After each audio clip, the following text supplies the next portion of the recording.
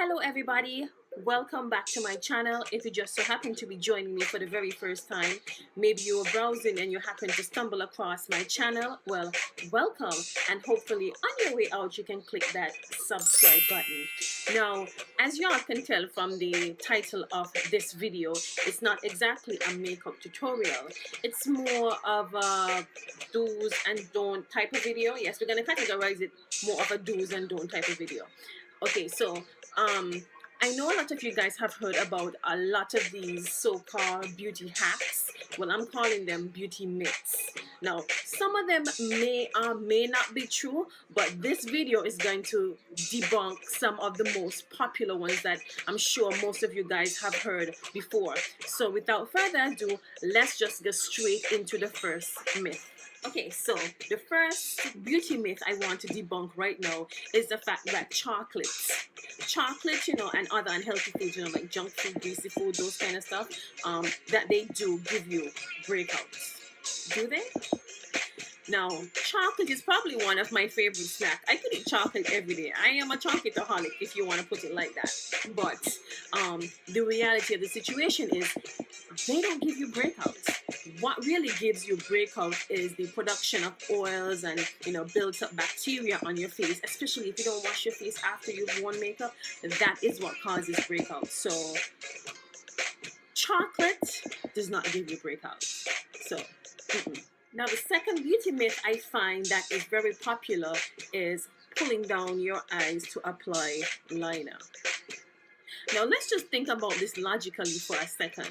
This is skin we're talking about, right? Some persons say, it all depends on your skin's elasticity. If you can bounce back, you don't have to worry about pulling down your eye every time you apply a liner. But then some persons tend to disagree and say that, it is in fact skin, and over time, if you keep pulling down your eyes, so you're going to eventually give yourself bags. I would have to agree with the second one because personally, I don't do it because that was my thought. I was like, okay then, if I keep doing my eye like so every day when I put in on liner, come on, something must happen underneath here. So if this was a true or false section, I would have to say this isn't exactly a myth, so we're going to put a true right here. So here's another beauty myth. Sleeping on your back, sleeping upwards, like sleeping on your back with a satin pillow will help your face stay wrinkle-free. Now let's think about this logically for a second, right? I don't know if any of you guys, when you were younger, maybe in your teenage years or your adolescent years, maybe sometimes, however you sleep on the bed, whether it's a pillow or maybe something you sleep on, and you would always have these, you would always wake up with these little lines in your face, and people would say, boy, you come like you had a good sleep, boy, watch all them lines there in your face. So let's think about this logically. Now, we all know over time, skin loses its collagen, and eventually you're going to start seeing some wear and tear here to say, okay then, she's getting older, so little things showing up here and there. So sleeping on your back with a satin pillow, would that really prevent wrinkling, or would it just slow down the process? I'm not sure how I feel about this. I think that I would have to see or give it more time. I mean, over time, nobody has really come up with a true or false answer to this. I've read so many different responses to this, and I myself, personally, I got a little melanin in my skin, so I think I have that on my side, so I don't have to worry about that, and I sleep anyway, anyhow. So I'm not certain about this one. This may be a myth, or it may not be a myth. So we're just going to put a question mark right here. A very popular myth. You can get rid of cellulite. Oh, really? Now, let me give y'all a little backstory about how my first experience was with finding out about cellulite, right? Let me just give y'all a backstory. So, earlier in my adult life, right, when I first found out about cellulite and what they really were, I think I was at the time in the presence of some of my mother's side of her family, and I noticed that, a couple of them actually have cellulite. So I was like, Well, if this thing really is genetic, does that mean I'm getting cellulite too in my older days? So I became really obsessed with this cellulite thing, and I did all this research. Like, Google was my friend. Google became my friend about cellulite, and I read all these different things about how you could get rid of them or how you could prevent them. And I think there was this one blog I read, and it said that you can use coffee beans. Well, you ain't want to see Donella went to the supermarket and buy the biggest bag of coffee beans she could find. Went home in my shower, and you want to see me rubbing down my legs with them, because they say you're supposed to rub them on your legs, right? Or the areas of concern where you think you might get cellulite. So I started rubbing them on my leg, because I think that most persons do actually have them on their legs, right? So I started rubbing down my legs with them big bag of coffee beans, and every day I'm in there with my coffee beans rubbing down it. And then, of course, needless to say, eventually I found out it was not true. There's nothing you can do about getting cellulite. It's genetics. So if you just so happen to spot a cellulite on your skin, or if it's in your genes, just embrace it, honey. Say, look, I have a cellulite, or I have cellulites, but that's fine. If you have a man and your man loves you with your cellulite, then bravo to you, honey. But there's nothing you can do about it. It is a myth. There is no way you can get rid of cellulite. So here's another popular beauty myth that I fell for. Once again, putting Vaseline on areas where you may have wrinkle or areas of concern could actually make them disappear. I'm ashamed of myself for admitting this, but I can tell you all exactly what happened, right? Now, because I wear makeup, you could say practically every day, and I wear a lot of pressed or loose powder underneath my eyes, my initial thought was like, well, maybe if I start putting this underneath my eyes, like, no joke, all joke aside, I used to literally put this slather on this here underneath both eyes every night before I just sleep, because I was like, let me just turn back the hands of time a little bit, let me just, push back the time a little bit before I start seeing like wrinkles under my eyes. So I went and I used to, like, every time I ran out of one of these, I used to run. As a matter of fact, I never used to run out. Every time I see it halfway, I gotta go buy another one. And I used to just rub it under my eye every night, thinking, I'm preventing myself from getting wrinkles under my eyes. Only to find out, guess what? It's not true. It's not true. As a matter of fact, they say using petroleum jelly or Vaseline, on your skin actually makes it worse. In some cases, they found that it does give you breakout, because what Vaseline does, or what petroleum jelly really does, it just sits on the top of your skin, and it really doesn't penetrate your skin, so it doesn't do anything. However, I still use this Vaseline on my hands and feet, because I do have dry hands and feet. I don't know. How is it I have an oily face? Because I have an oily face. I have an oily face, but I have dry hands and dry feet. Why is there not even a balance? I never get that.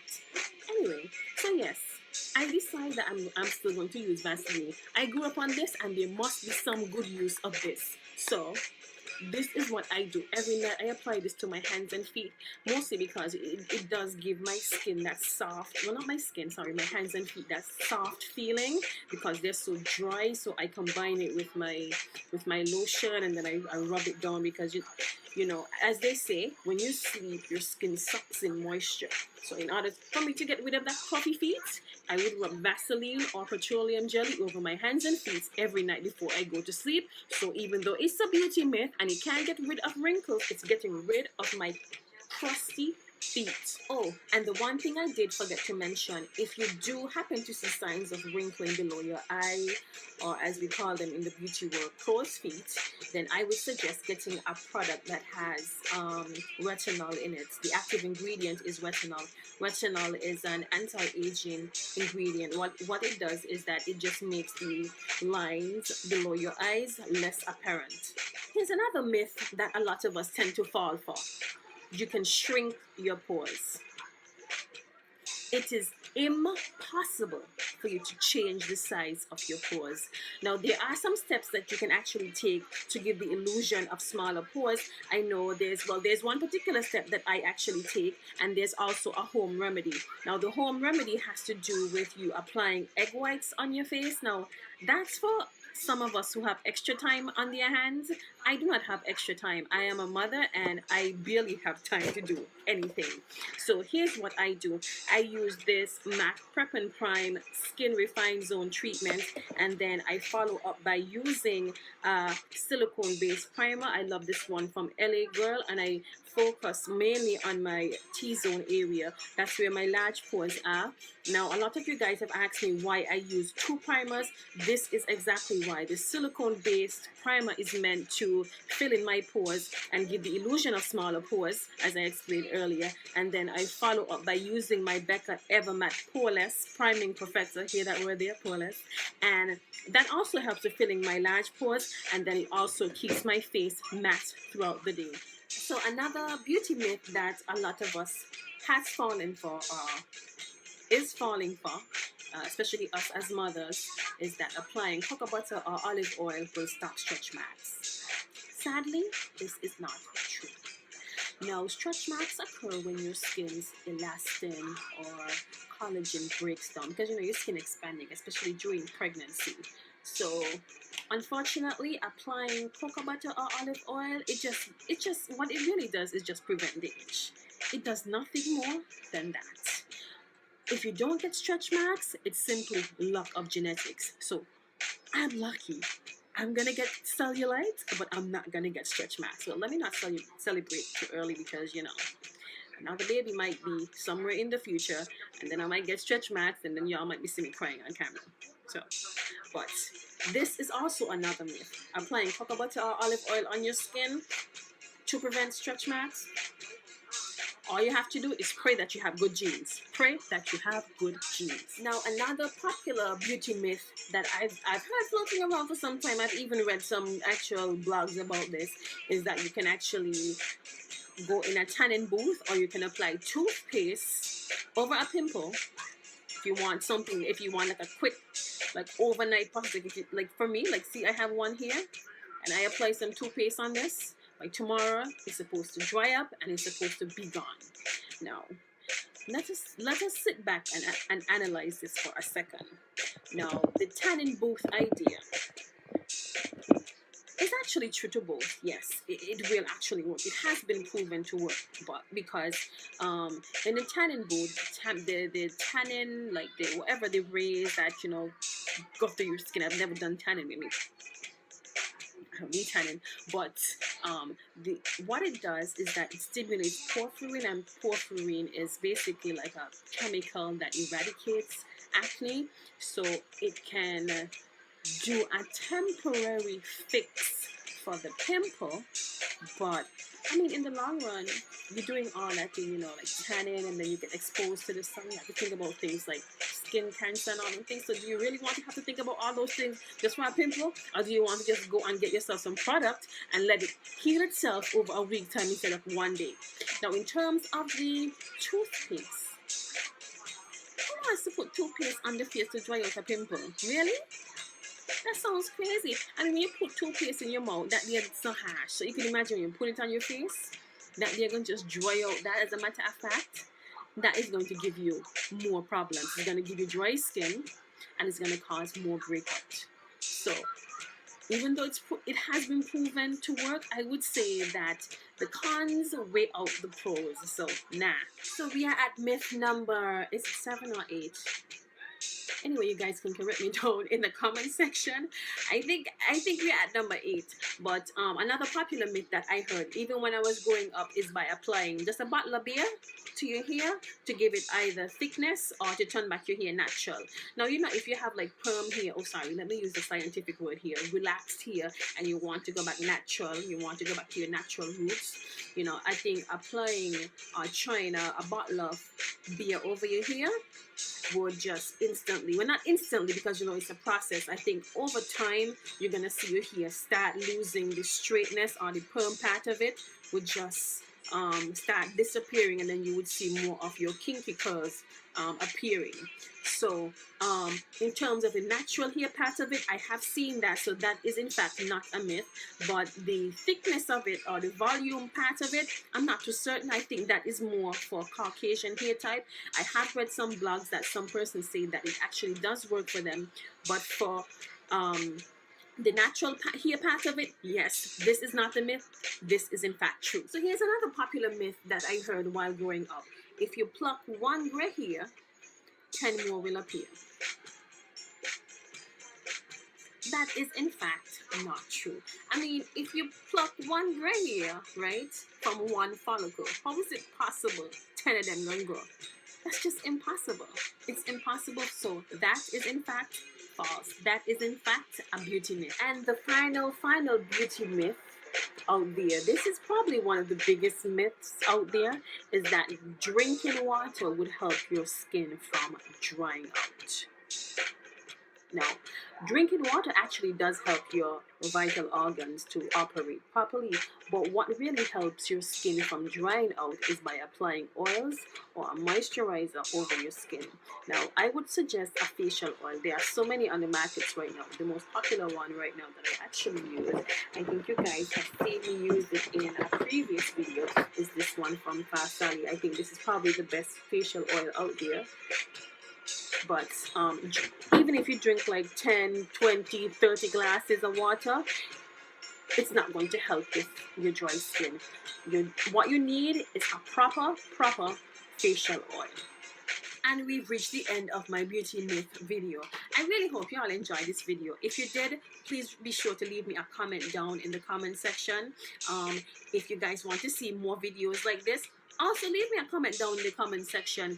And I also want to hear from you all. I want to hear some of the hacks or the myths that you guys tried before, whether you heard it growing up, whether you heard it from a friend, whether you read it somewhere, you tried it, you're thinking about trying it, or you're not certain. Whatever it is, just leave me a comment down in the comment section. I want to hear from you guys, and maybe there might be a part 2 to this video, who knows. So until next time, until my next upload, I'll talk to you guys real soon. Bye bye.